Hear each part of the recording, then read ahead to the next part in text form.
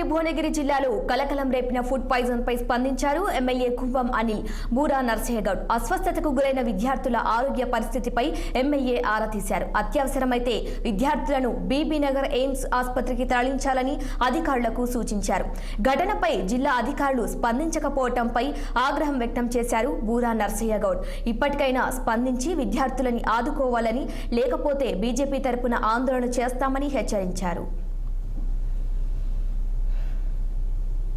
ఇక్కడ మరి గురుకుల్ హాస్టల్లో ఉన్నటువంటి పిల్లలు వాళ్ళు అస్వస్థతకు గురై ఇక్కడ హాస్పిటల్లో చేరడం జరిగింది.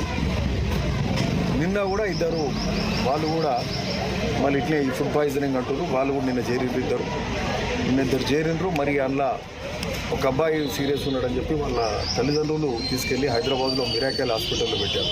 నిన్న చేరిన ఇద్దరిట్లో ఒకరిని.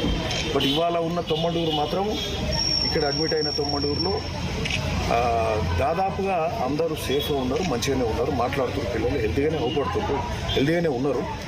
ఇద్దరు మాత్రం కొంచెం మోషన్స్ అవుతున్నాయి. వాళ్ళు కూడా పొద్దుటి కంటే ఇప్పుడు బెటర్ అయింది అంటున్నారు. ఒకటి అది కొంచెము సరే, కొంచెము ఇది ఆ డేంజర్ జోన్కి వెళ్ళి బయట వాళ్ళ ఉన్నది. డాక్టర్లు అయితే కొంచెం క్లారిటీలో ఉన్నారు. హైదరాబాద్లో ఒక మిరాకల్ హాస్పిటల్ అబ్బాయి మాత్రం సిక్ ఉన్నాడు, ఇలా సీరియస్గా సిక్ అంటున్నారు. అది ఉప్పాల్ మిరాకల్ హాస్పిటల్